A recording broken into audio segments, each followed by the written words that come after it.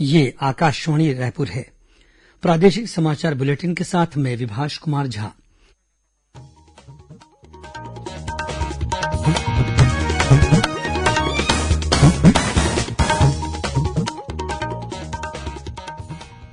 और अब पेश है आज के मुख्य समाचार। प्रधानमंत्री ने महिला समूहों से आजादी के 75 वर्ष पूरे होने के अवसर पर साल भर में 75 घंटे निकालकर सफाई और जल संरक्षण का काम करने का आग्रह किया। राज्यपाल अनुसुईया उइके ने आज नई दिल्ली में राष्ट्रपति रामनाथ कोविंद से मुलाकात की।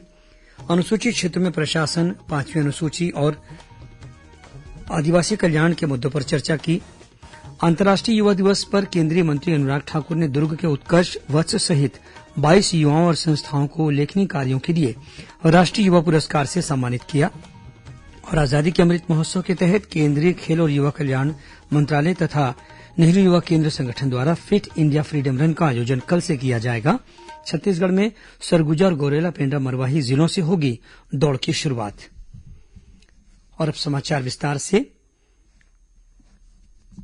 प्रधानमंत्री नरेंद्र मोदी ने कहा है कि देश में महिलाओं के लिए अवसर बढ़े हैं और सरकार उनकी शिक्षा, स्वास्थ्य, पोषण, टीकाकरण और अन्य जरूरतों को पूरा करने के लिए पूरी गंभीरता से काम कर रही है। उन्होंने कहा कि महिलाओं के लिए मकान, शौचालय, बिजली, पानी और गैस जैसी सुविधाएं उपलब्ध कराई जा रही हैं। प्रधानमंत्री ने वीडियो कॉन्फ्रेंसिंग के जरिए आत्मनिर्भर नारी शक्ति से संवाद कार्यक्रम में कहा कि सरकार ऐसा माहौल बना रही है जिससे महिलाएं गांवों की समृद्धि में अपना योगदान दे सकें। प्रधानमंत्री ने महिला समूहों से आजादी के 75 वर्ष पूरे होने के अवसर पर साल भर में 75 घंटे निकालकर सफाई और जल संरक्षण का काम करने का आग्रह किया। आजादी के 75 साल है। हम कम से कम एक साल में 75 घंटे, मैं ज्यादा नहीं कह रहा हूं, एक साल में 75 घंटे, इस 15 अगस्त से अगली 15 अगस्त तक 75 घंटे हम सभी जो सखी मंडल की बहनें हैं, कोई स्वच्छता का काम करेंगे, गांव में कोई जल संरक्षण का काम करेंगे, अपने गांव के कुएं, तालाब, इनकी मरम्मत, इनके उद्धार का अभियान भी चला सकते हैं, ताकि सिर्फ पैसे और इसके लिए समूह ऐसा नहीं, समाज के लिए भी समूह ऐसा भी हो सकता है। इस अवसर पर प्रधानमंत्री ने 4 लाख से अधिक महिला समूहों की आर्थिक मदद के लिए 1,625 करोड़ रुपए की राशि जारी की। छत्तीसगढ़ के भी धमतरी, बीजापुर, बलरामपुर सहित विभिन्न जिलों के स्व सहायता समूहों से संबंधित महिलाएं इस कार्यक्रम में शामिल हुईं।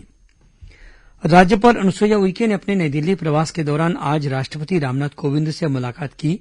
मुलाकात के दौरान राज्यपाल ने राष्ट्रपति से अनुसूचित क्षेत्र में प्रशासन और 5वीं अनुसूची के अलावा आदिवासियों के कल्याण से जुड़े विषयों पर चर्चा की।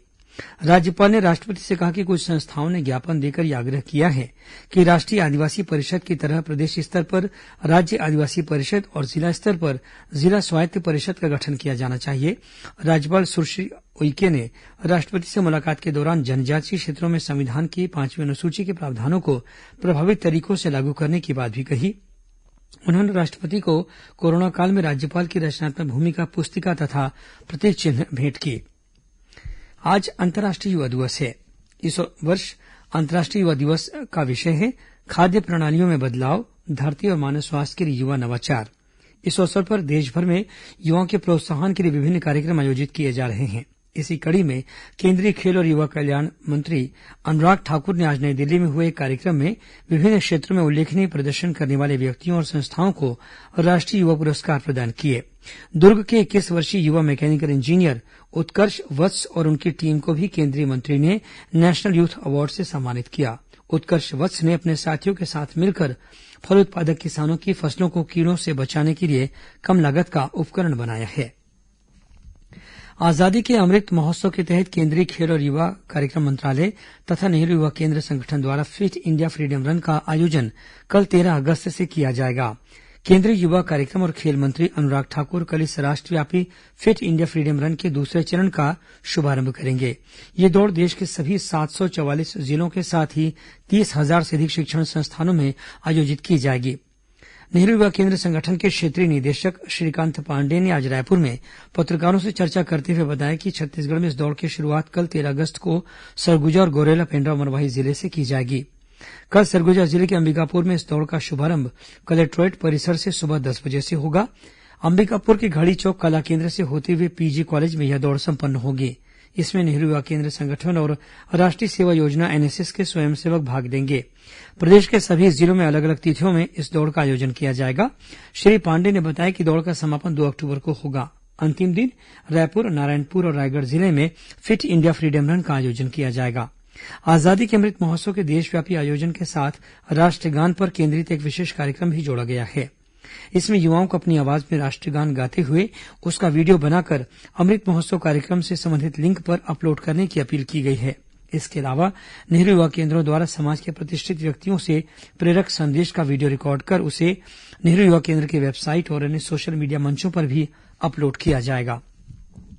खबरों का सिलसिला जारी रहेगा। अभी वक्त है एक छोटे से विराम का। छत्तीसगढ़ में है थाना, गांव गांव पानी है पहुंचाना। छत्तीसगढ़ सरकार के अगुवाई में जल जीवन मिशन 2023 तक ले 39 लाख ग्रामीण परिवार मन के दुआर तक नल कनेक्शन ले पानी पहुंचाए के योजना शुरू करे है, जेमा 55 लीटर प्रति व्यक्ति प्रतिदिन के हिसाब ले सबो मनखे मन ला पानी उपलब्ध कराए जाही। अब हर जन ला मिलही जल, हर घर पानी, छत्तीसगढ़ ने ठानी पहुँचाबो पानी कुरिया कुरिया, मुहाटी मुहाटी। अधिक जानकारी बर ग्राम जल एवं स्वच्छता समिति में संपर्क करो। जल जीवन मिशन द्वारा जनहित में जारी। प्रादेशिक समाचार आप आकाशवाणी रायपुर से सुन रहे हैं और अब आगे बढ़ते हैं बाकी के समाचारों की ओर। अन्य पिछड़ा वर्ग से संबंधित सूची तैयार करने का अधिकार राज्यों को देने से संबंधित संशोधन विधेयक लोकसभा और राज्यसभा से पारित होने पर नेता प्रतिपक्ष धरमलाल कौशिक ने प्रसन्नता जाहिर की है। उन्होंने इसके लिए प्रधानमंत्री नरेंद्र मोदी का आभार व्यक्त करते हुए कहा है कि निर्णय समाज के सर्वांगीण विकास के लिए एक मील का पत्थर साबित होगा। इससे जो लाखों लोग वंचित रहे हैं, ऐसे लोगों को अधिकार मिल जाएगा और उनको लाभ मिलेगा। मैं इसके लिए माननीय प्रधानमंत्री जी को और हमारे मंत्री जी को मैं बहुत बहुत बधाई देता हूं कि जनहित में व्यापक दृष्टिकोण अपनाते हुए इस बिल को लाया गया और पारित हुआ है। मैं सभी लोगों को इसके लिए धन्यवाद ज्ञापित करता हूं। आजादी के अमृत महोत्सव के तहत प्रादेशिक लोक संपर्क कार्यालय, पत्र सूचना कार्यालय रायपुर और क्षेत्रीय लोक संपर्क कार्यालय बिलासपुर द्वारा आजादी का एक वेबिनार का आयोजन किया गया।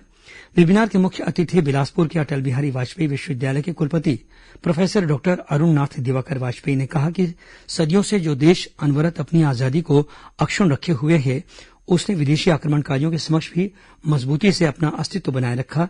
यही हमारी उपलब्धि है।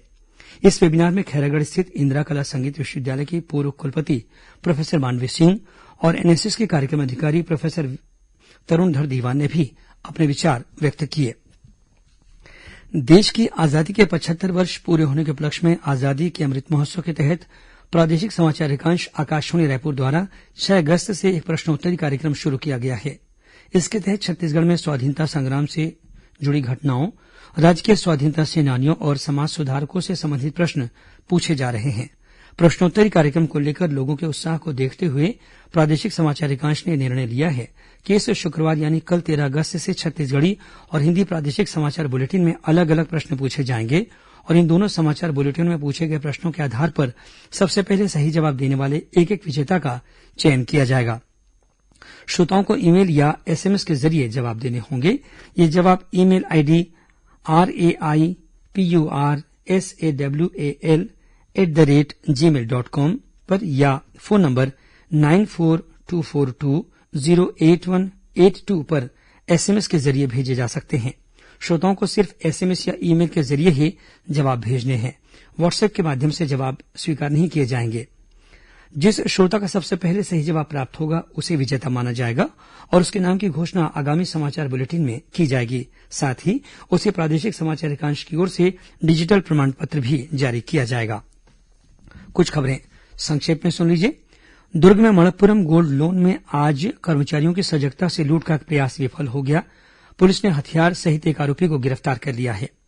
प्रदेश के समाज कल्याण मंत्री अनिला भेड़िया ने कोरोना काल में परेशानियों का सामना कर रहे 40 लोक कलाकारों को स्वेच्छानुदान मद से 5-5 हजार रूपये की घोषणा की है। रायपुर जिले के धरसीवा में संचालित सामुदायिक स्वास्थ्य केंद्र और नजदीकी गांव टेकारी के शासकीय विद्यालय का नामकरण शहीद योगेंद्र शर्मा के नाम पर होगा। रायपुर जिला रोजगार और स्वरोजगार मार्गदर्शन केंद्र द्वारा छत्तीसगढ़ के शिक्षित बेरोजगार युवाओं को रोजगार देने के लिए कल 13 अगस्त को जिला रोजगार कार्यालय में प्लेसमेंट कैंप का आयोजन किया जाएगा। महासमुंद जिले की पुलिस टीम ने एक चिटफंड कंपनी के डायरेक्टर को पंजाब से गिरफ्तार किया है। आरोपी के खिलाफ जिले के पटेवा थाने के अलावा बेमेतरा में भी मामला दर्ज किया गया था। अंबिकापुर नगर निगम के महापौर डॉक्टर अजय तिर्की ने अपने दूसरे कार्यकाल का बजट कल पेश किया। महासमुंद जिले की बागबाहरा पुलिस ने उत्तरप्रदेश के रहने वाले 4 गांजा तस्करों को गिरफ्तार कर इनके पास से करीब 50 किलो गांजा बरामद किया है। इसकी कीमत लगभग 5 लाख रुपए बताई जाती है।